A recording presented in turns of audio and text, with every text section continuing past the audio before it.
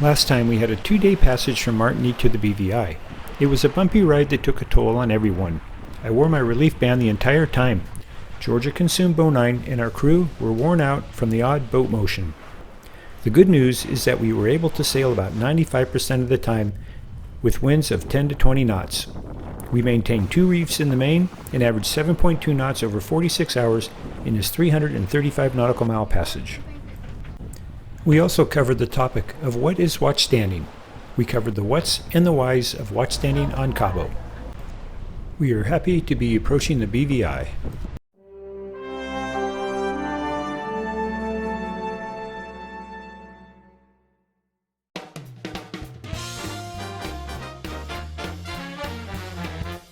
This is my buddy Brian. I'm Richard. I tend to take things a little too serious, so goofing around is good for me. And this is Georgia, my better half. We hope you join us for our adventures and travels on Cabo.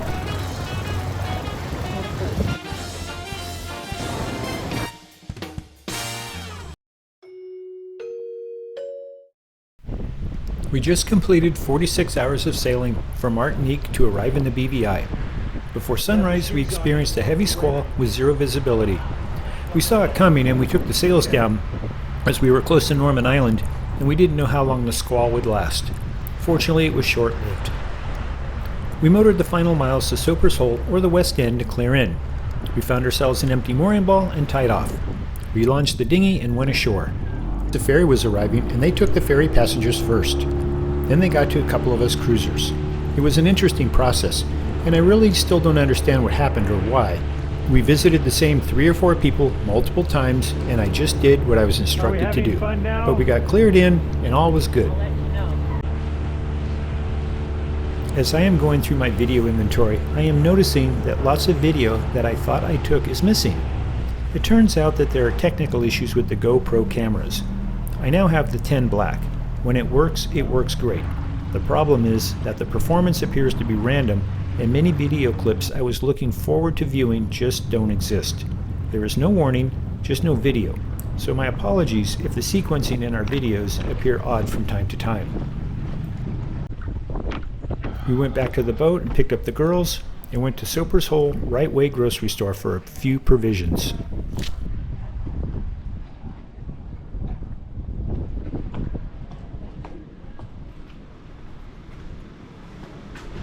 There's an upstairs. Do we want a bag? We headed for Norman Island and found ourselves a mooring ball. We launched the dinghy and went snorkeling at the caves. Due to COVID and the loss of the charter business in the BVI, the marine life seemed to make an amazing comeback. There was color in the coral, fish swimming about, and this was lovely to experience. We can only hope that this recovery continues. We are now headed to the beach at Pirates Bight, one of my favorite places in the BVI. Norman Island has a documented history of pirate booty being stowed upon the island. In August 1750, a Spanish treasure galleon sought shelter from a storm on the North Carolina coast. The crew mutinied, and the treasure, said to consist of 55 chests of silver coins, was loaded onto 2 Bilanders. The first vessel was lost, but Lloyd escaped to St. Croix. After disposing of some of the money, he proceeded to Norman Island where the treasure was buried. Lloyd and his crew were later arrested, and word of the treasure spread. The uninhabited and privately owned island is about 600 acres, or about 2.5 miles or 4 kilometers long. A large harbor known as the Bight offers one of the most protected anchorages in the area and is home to Willie T's, an old anchored vessel that offers food, refreshments, and dancing. In November of 2018, the BVI government entered into a development agreement with the Audubon Holdings to develop Norman Island as an environmentally conscious luxury residential and tourist destination. The first phase of the project was supposed to start in 2019, but COVID interfered with those plans, thank goodness. While I was snorkeling around the beach and the dock, there was a giant sea turtle. It was so nice to see up close and personal. After our time on the beach, we went back to the boat, got cleaned up, and went back for dinner.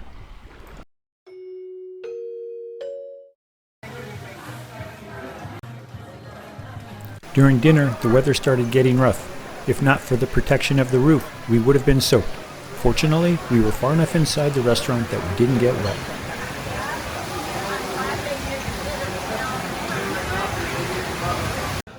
The squall didn't last long, and it was soon quite tranquil again.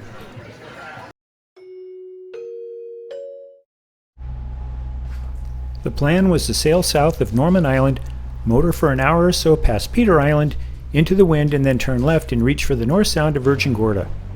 Halfway around Norman Island, I thought, I'm still tired from the passage, so instead of moving the boat around every day, why not hang out at Jost for a couple days? I presented that option to the crew, and we took a left and circumnavigated around Norman Island and headed for Jost van Dyke. How many people can say they've circumnavigated Norman Island?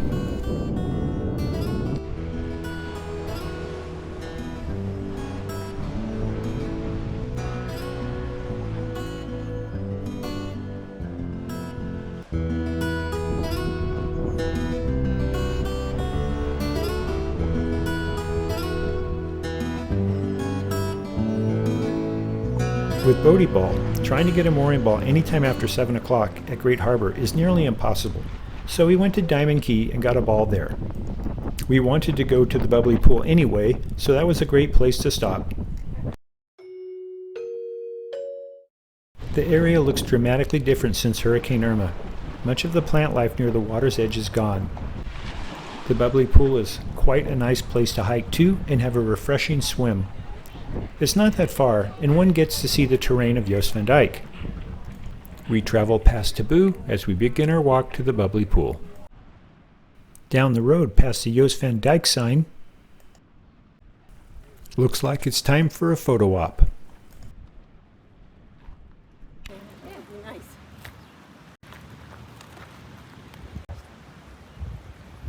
Cheeseburger. We continued on our way over the sand by the water's edge, past the shallow bay,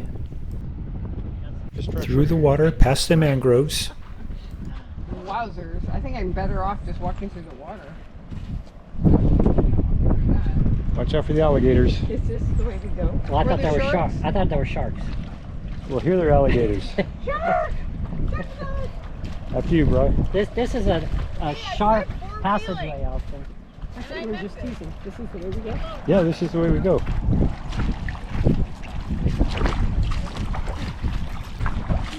I can do it. Interesting. Walking along as we pay homage to the dead coral.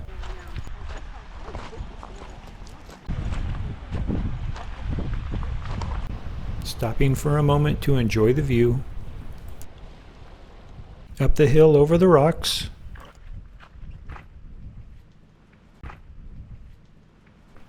Up we go.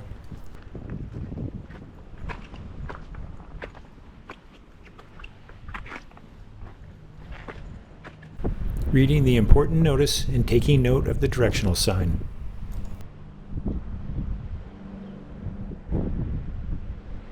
Down the path where it's well worn. Good, George. Just stick your face in the middle of that and take a picture. I know. You first, Brian.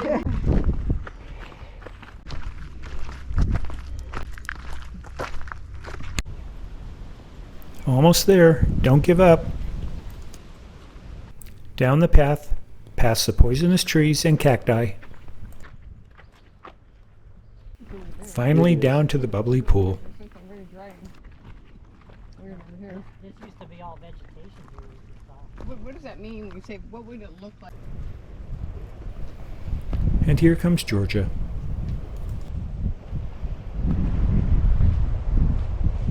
We have arrived.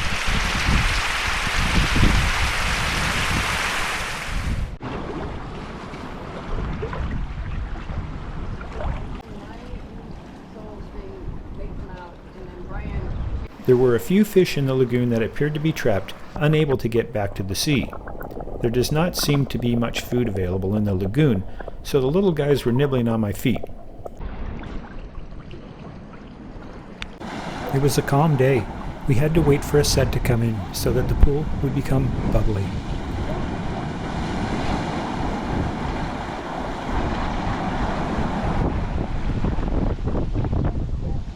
The water being so high that they just All right. People stack those rocks. It's like basketball.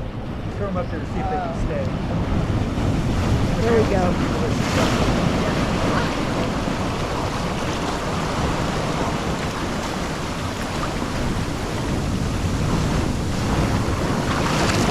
There goes Brian.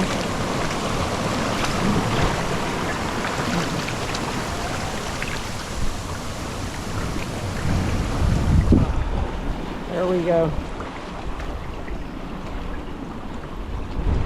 Is that the cuttlefish? See him? Yes. Right toward you, Al. Oh, this little guy. I see one over here. Well, I can handle those. I just don't like ones that are green. That's green. There's a black one. Yeah, that's the one that's been biting me. Is that the one that's The biting striped me? one? Oh dear. There's several of them in here. Oh, wait a minute.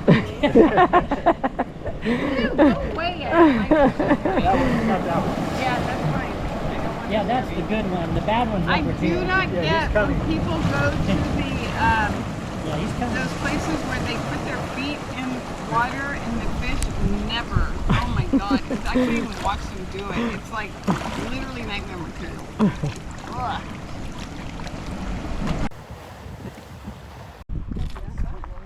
Some weather's rolling in. Yep, weather's rolling in.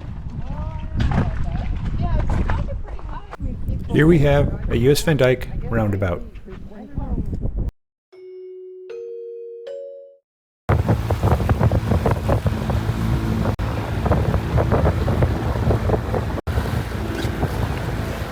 Guys, okay. Are we in it? No. We were on our way to Sandy Spit, but it was a bit too rough for the dinghy. I mean, we could have made it, but we would have been soaked, and no one seemed interested in that ride. So we turned around, and the Beeline bar was there. We had not been there before, so why not? We went ashore to check it out. There were two couples playing cornhole and having fun, and us. It was time for a snack and a beverage. We ordered some fries and a couple of drinks. We sat in the shade, chatted, and watched the cornhole competition. We're at the Beeline bar. What's your name? Amadine? D. Dee. Thank you, Dee. How much for the Coke thing and the two fries? Let me check. Part of the problem is if you look around. The painkiller looks delicious. Because she did a nice job putting She it did a real nice job. Take a taste, honey. on. Don't disappoint. Come on, Lee, you got this. You gotta architect your way into this problem. Oh, so close, birdie. Oh no. It was like the most unconventional. Oh, yes, that's 5 for us. Points. You might have to check with Cornhole International if you can actually air that, because I'll get the releases. yeah, you're gonna need to get the releases signed. Yeah. Oh boy, who likes the camera? My name is Jimmy. I like the camera. Oh!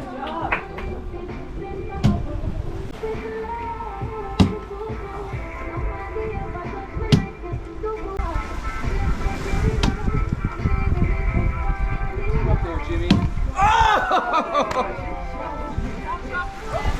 Trying to hit her in the head? I was going for it. Yeah.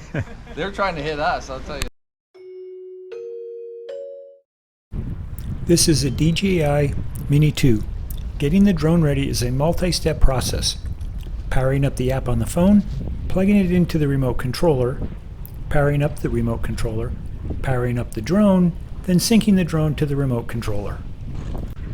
Now we're ready to fly. A lot of headwind. This is no easy feat when the headwind is blowing 10 to 15 knots. Brian is getting better with each flight.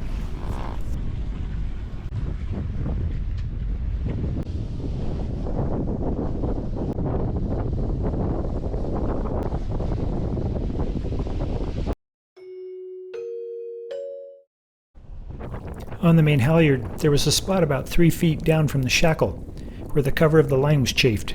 So I went up the mast with Brian's help to cut the line and retie it to the shackle.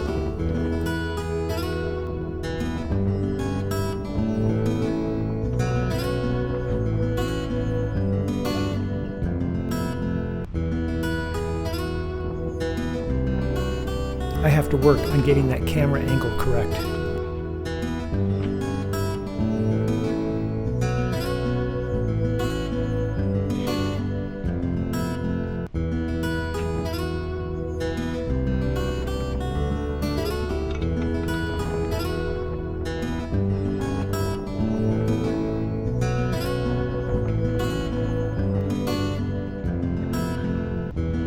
That job is complete. Time to move on to something else.